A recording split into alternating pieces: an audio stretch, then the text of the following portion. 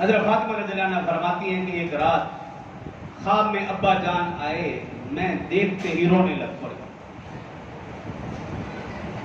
میرے آنسو دیکھ کر ابا جان نے کہا، اے بیٹی پریشان نہ ہو، میں آپ کو لینے کے لیے آیا ہوں۔ خاتون جنت نے بھی کہا، ابا جان اب مجھ سے بھی مزید جدائی برداشت نہیں ہوتی۔ روایات میں لکھا ہے حضرت فاطمہ وہ رات پھر سو نہ سکی۔ خواب دیکھنے کے بعد صبح ہوئی، سب سے پہلے گھر کی صفائی ستھرائی کا انتظام کیا، ہر چیز کو طریقے کے ساتھ رکھا سجایا، اور اپنے تمام بچوں کو نہلایا دھلایا، ان کو صاف ستھرے کپڑے پہنائے، حسن و حسین رضی اللہ عنہما کو خوب سنوارا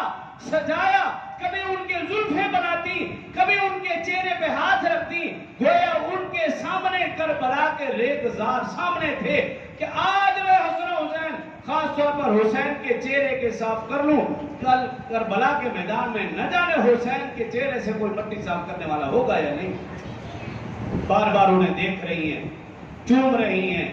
اور ان کے چہرے پر ہاتھ پھیر رہی ہیں، ان کی زلفیں سنوار رہی ہیں، ان کو بوسو کنار کر رہی ہیں، اور پھر بڑی بیٹی حضرت زینب رضی اللہ عنہا سے بار بار کہہ رہی ہیں، اے بیٹی اپنے بھائیوں کا خیال رکھنا، اے بیٹی بھائیوں کا خیال رکھنا۔ تمام بچوں کو جمع کیا، انہیں کچھ نصیحتیں کی، کچھ وصیتیں کی۔ اسی دوران حضرت علی المرتضی رضی اللہ عنہ صبح کے گئے ہوئے جب تشریف لے گھر، اور یہ دیکھ کر حیران رہ گئے کہ صفائی ستھرائی کا اعلیٰ انتظام، ہر چیز کو طریقے کے ساتھ سجا کے رکھا ہوا۔ اور پھر جب حضرت فاطمہ الزہرا رضی اللہ عنہا کے قریب ہوئے، دیکھا بچوں کو بھی خوب سنوارا گیا ہے، سجایا گیا ہے، انہیں صاف ستھرے کپڑے پہنائے گئے، تو آ کر پوچھا، اے خاتون جنت خیریت تو ہے؟ یہ پوچھ رہا تھا، حضرت فاطمہ رضی اللہ عنہا کی آنکھوں سے آنسو جاری ہو گئے۔ کہا، رات کو خواب میں ابا جان آئے تھے، اب میرے جانے کا وقت قریب آ چکا۔ اور پھر حضرت علی المرتضی رضی اللہ عنہ، حضرت علی المرتضی رضی اللہ عنہ سے کیا کہا، اے علی،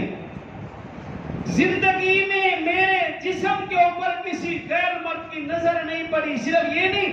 کہا، زندگی میں کسی غیر مرد نے میرا سایہ تک نہیں دیکھا۔ میں چاہتی یہ ہوں کہ میری میت کو بھی کوئی غیر مرد نہ دیکھ سکے، اس لیے میرا جنازہ رات کو اٹھانا اور میرے کفن کے اوپر درخت کی ٹہنیاں ڈال دینا، تاکہ میرے کفن کی سفیدی کے اوپر بھی کسی غیر مرد کی نظر نہ پڑے۔